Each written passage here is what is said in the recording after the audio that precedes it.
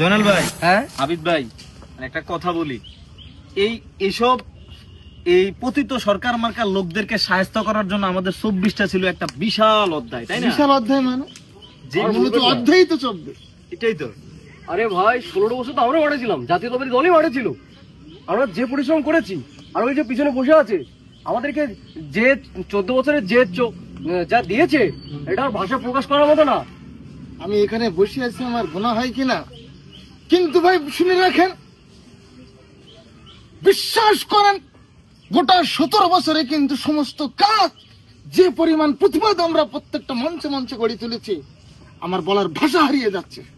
যে মানে আলেম ওলামাকে বাদ দিলে তো এই অভ্যুত্থান হয় না। জুলাই অভ্যুত্থান যে সনদ আসবে, আমাদেরকে আলাদা করে একটা জায়গা দেওয়া উচিত। যদি 5000 পৃষ্ঠা হয়, 1000 পৃষ্ঠা শুধু আমাদের এই বক্তাদের। আমি তোমার মাহফিলের সভাপতি কিটা ছিল এই 14 বছর? আচ্ছা, আমি কিন্তু ছিলাম, মনে রাখো বিষয়টা। আরে এই ছিলাটাই তো ছিল আপনাদের আমাদের জন্য ভুল। যে পরিমাণ লেখা আমি লিখছি, ফেসবুকে যে পরিমাণ পোস্ট আমি দিছি, ভাই উনি এখানে বসে, আমি কি চলে যাবো না? আমি তো বুঝছি না তো। আমি তো এটাই ভাবতেছি, এদের মতো লোক এখানে বসা থাকলে তো সমস্যা, বিচার হবে। ভাই 16 বছর ওয়াজ মাহফিলে এই সালারই সভাপতির দায়িত্ব পালন করেছে, জাতীয়তাবাদী দলের কোনো ভ্যালুই ছিল না, আমাদেরকে ডাকতোই না। এটাই তো কথাটা। আর আমি যেই লেখা লিখছি, আমার লেখা শুনে শত শত মানুষ আন্দোলনে নামছে, এজন্য তারা পলাই গেছে এখান থেকে। কথা বুঝতে পারছেন? এটাও ঠিক, তবে আমাদের অবদানটা এখানে বেশি। ওয়াজ করছেন ভালো, বক্তাদের অবদানটা আমি মনে করি জাতীয়তাবাদী দলও কিন্তু ভালো করছে। মোট কথা সবার সমন্বয়ে যে একটা আন্দোলন আমরা করছি, আর সামনে আবার কোনো সুযোগ নাই। কথা বুঝছেন? আরো লিখুন, আর যায় না, এক মাঘে এই মাঘ একটাই আর আসবে না, এত চিন্তা করেন না। মাঘ শেষ, হেলিকপ্টার ঠুস ঠুস ঠুস ঠুস ঠুস ঠুস। আরে আরে আরে আমরা তো তাকে দয়া করে রেখেছি এখনো, নাহলে কবে উপরে পাঠিয়ে দিতাম পাশে লাথি মেরে। ওই দোকানদার তো নাই, কিছু ধরেন না আবার স্যার, আমরা কত চুরি করার অভ্যাস, সাবধান। রাইট, ঠিক।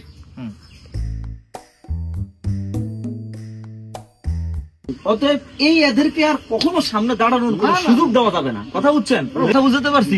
অতএব আমরা এটা সব হ্যাঁ হ্যাঁ হ্যাঁ, তোরা গাড়ি রেডি কর, আমি তো এসে গেছি। না আমি আসতেছি, কোনো সমস্যা নেই। হ্যাঁ সেটাই তো, হ্যাঁ গাড়ি ঘোড়া রেডি কর, আর হ্যাঁ ওদের নিয়ে আয়। ঠিক আছে ঠিক আছে, আচ্ছা ঠিক আছে ঠিক আছে। পাওয়ার ভালো, ঢাকা দিকে থাকে।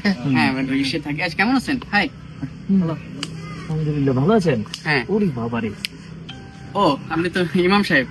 আসসালামু আলাইকুম। ওয়ালাইকুম আসসালাম। ভালো আছেন? আমি আসি এদিকে। ঠিক আছে, থ্যাংক ইউ।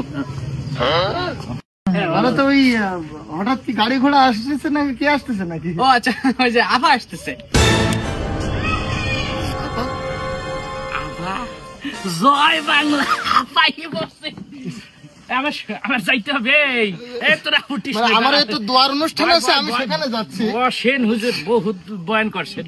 ভাই ভাই, আমার ফেসবুকটা হ্যাক হয়েছিল তো, বহুত তেজ দেওয়া হয়েছে আমার সাথে।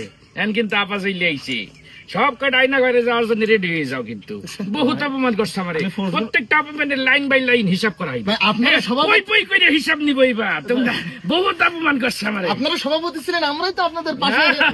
ভাই আমি ফেসবুক আর চালাবো না তো। না তুই ফেসবুক চালা, তুই খবর দিছিস না? ভাই বলছি আমরা দুই দলের লোক, ভাই ভাই, আমাদের কোনো দ্বন্দ্ব নাই। হ্যাঁ দেখলাম, একটা সময় তো দেখলাম বয় বয় একটা উঠবি না। আমি লোকজন খবর দিতাম, আমি আফার পক্ষে গজল গাইছি তো, আফার পক্ষে কথা কইছি আমি।